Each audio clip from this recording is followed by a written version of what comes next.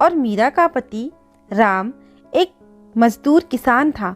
वो बहुत मेहनत से अपनी फसल उगाया करता और बेचकर अपने घर का खर्चा चलाया करता।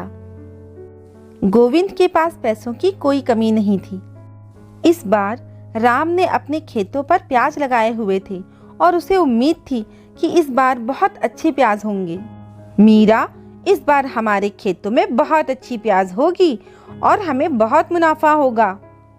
भगवान करे आपकी बात सच हो। पिछले बार की तरह इस बार हमारी फसल बर्बाद नहीं होना चाहिए, वरना हम कैसे अपना खर्चा चलाएंगे। अब तो घर में अनाज भी खत्म होने लगा है। अगर इस बार भी फसल अच्छी नहीं हुई तो आने वाले दिनों में हम क्या खाएंगे? और हमने तो कर्जा भी बहुत सा ले रखा है। मीरा और राम ये बातें कर ही रहे होते हैं, तभी उनकी पड़ोसन राधा ये सारी बातें सुन लेती है। राधा ऐसे मौके को छोड़ना नहीं चाहती थी। वो आकर बोली, ये आप लोग क्या बातें कर रहे हो? एक तो आप लोग गरीब हो, ऊपर से उधार भी ले रखा है। मुझे तो आप लोगों की हालत पर तरस आता है। मीरा, आज रात मेरे घर पर मेहमान आने वाले हैं। तुम खाना बनाने आ जाना, मैं थोड़ी बहुत पैसे जरूर दे दूंगी। मीरा अपनी बहन की बातें सुनकर बहुत दुखी होती है, लेकिन राधा इसी तरह मीरा और राम का मजाक उड़ाते रहती थी। बस खाना बनाने की ही बात तो करनी थी, इतनी बातें सुनाने की क्या जरूरत थी? जाने दो मीरा, अब तो हमें इन बातों की आदत ही पड़ चुकी है। ये कहकर राम अपने खेत चला जाता है। ऊपर से देखने में उसके प्याज के पौधे बहुत ही हरे और खूबसूरत लगते हैं। राम प्याज को देखकर बहुत खुश होता है कि इस बार उसकी फसल बहुत अच्छी हुई है। वो एक प्याज उखाड़कर देखता है, उसमें नीचे कुछ नहीं होता। फिर वो दूसरा प्याज उखाड़ता है, उसमें भी कुछ नहीं होता। इस तरह वो सारी प्याज उखाड़ देता है और फिर परेशान होकर वहां पर बैठ जाता है। वो सोचने लगता है, ऐसे कैसे हो सकता है? मैंने तो सब कुछ अच्छे से किया था और फिर भी पौधे के नीचे प्याज क्यों नहीं हुए? अब मैं क्या करूं? मुझे कुछ समझ नहीं आ रहा कि ऐसे कैसे हो गया। ये सब सोचकर राम रोने लगता है। जैसे ही उसके आंसू प्याज के पौधों पर पड़ते हैं, सभी पौधों पे सोने की प्याज आ जाती है। राम ये देखकर बहुत आश्चर्यचकित होता है। अरे अरे, ये क्या? इन सब में तो सोने की प्याज आ गई है। अब तो मेरी सारी समस्याएं खत्म हो जाएंगी। मैं सारा उधार चुका दूंगा और घर के लिए राशन भी खरीद लूंगा। भगवान, आपका बहुत बहुत धन्यवाद। राम सारी प्याज को एक बोरे में भरकर घर ले आता है और मीरा को इस बारे में कुछ भी नहीं बताता। एक प्याज को बेचकर वो अपने घर में राशन खरीद लाता है और उसी तरह से वो अपना सारा कर्ज भी चुका देता है। एक दिन मीरा की बहन राधा घर आती है। मीरा, मैंने सुना है इस बार तुम्हारा पति प्याज बेचने नहीं गया। क्या हुआ? तुम लोगों की फसल इस बार भी बर्बाद हो गई क्या? अब तो तुम लोग सड़क पे आ जाओगे। ऐसी कोई बात नहीं है, हमारी फसल तो बहुत अच्छी हुई है। लगता है राम ने तुम्हें कुछ बताया ही नहीं। उसी से पूछना, वो बाजार में प्याज बेचने क्यों नहीं गया। अब तुम लोग अपना उधार कैसे चुकाओगे? अब तो तुम्हें भगवान भी नहीं बचा सकते। इतना कहकर राधा वहां से चली जाती है। मीरा बहुत परेशान होती है कि राम ने उसे कुछ भी नहीं बताया, और अगर फसल बर्बाद हो गई है तो वो राशन का सामान कहां से लाया, समझ नहीं आ रहा। राम जब शाम को घर वापस आता है तो वो उससे पूछ ही लेती है। राधा बता रही थी कि आप शहर प्याज बेचने नहीं गए, आपने मुझे कुछ बताया क्यों नहीं? हाँ, हमारी सारी प्याज की फसल बर्बाद हो गई थी, उसमें एक भी प्याज नहीं था। अच्छा, तो फिर आप पैसे कहां से लेकर आए? राम मीरा को सारी बातें बता देता है और उसे सोने के प्याज का बोरा दिखाता है। ये सब चीजें राधा चुपके से देख रही होती है और सुन भी रही होती है। अरे, इन गरीबों के पास इतना सारा सोना कहां से आ गया? और ये गरीब इनका क्या करेंगे? ये सब सोना तो मेरे पास होना चाहिए। राधा मन ही मन एक प्लान बनाती है। वो राम के सारे प्याज चोरी करने की सोचती है।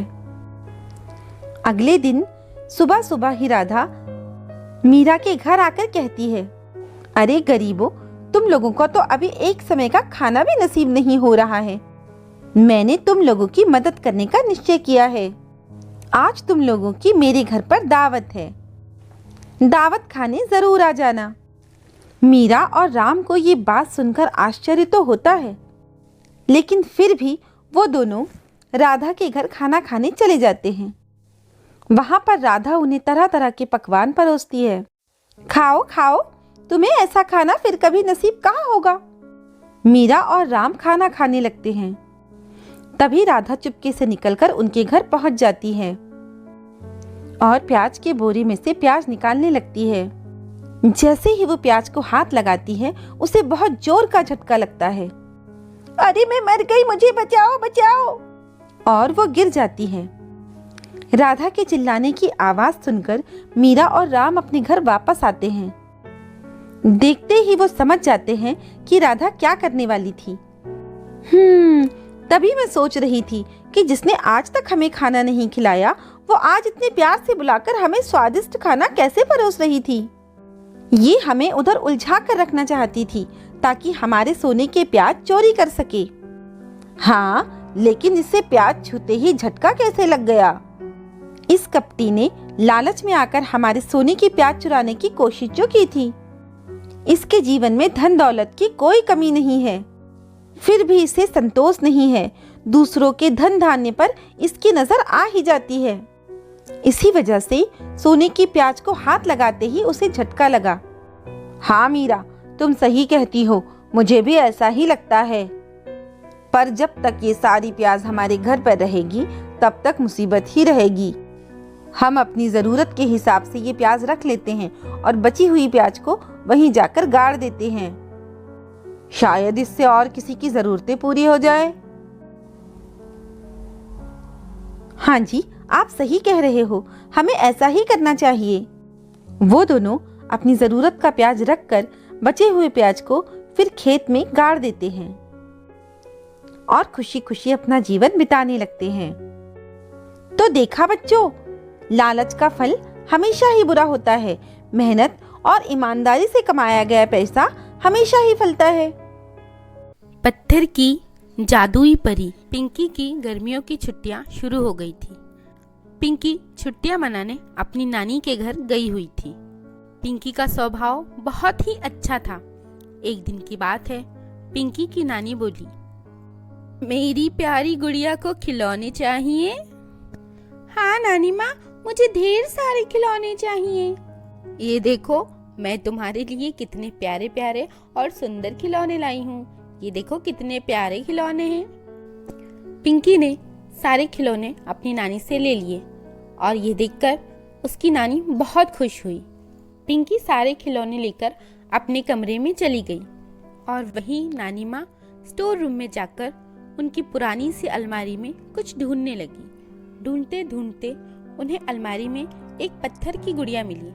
वो पत्थर की गुड़िया को लेकर पिंकी के पास गई और पिंकी से बोली, देखो पिंकी, तुम्हारे लिए एक सुंदर सी परी। पिंकी ने परी को देखा और बोली, नानी, ये तो पत्थर की बनी हुई है। हाँ, ये पत्थर की है, लेकिन देखो इसके पास इसकी जादुई छड़ी भी है। अच्छा नानी, ऐसी बात है तो मैं इसे रख लेती हूँ।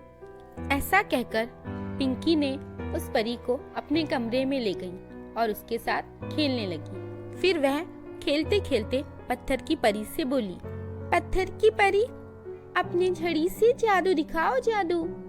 अरे तुम तो मेरी बात सुन ही नहीं रही हो। तुम तो एक बेकार खिलौना हो, तुम मेरे किसी काम की नहीं हो। ये कहकर पिंकी ने उस पत्थर की परी को पास में रखे हुए टेबल पर रख दिया।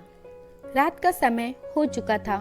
पिंकी अपने बेड पर सो रही थी। जैसे ही चांद बादलों से निकला और चांद की रोशनी उस पत्थर की परी पर पड़ी, तभी अचानक उस पत्थर की परी में जान आ गई और फिर परी बोली, मैं कब से इस पल का इंतजार कर रही थी।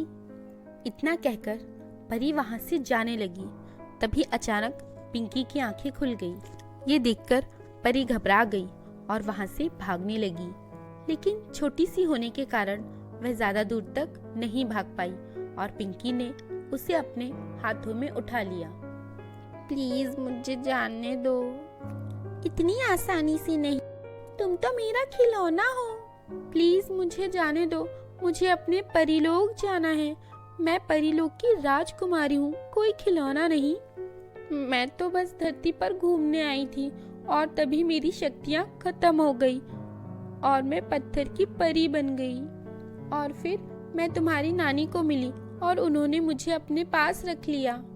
मुझे सूरज निकलने से पहले परीलोक जाना होगा, नहीं तो फिर मेरी शक्तियाँ खत्म हो जाएंगी।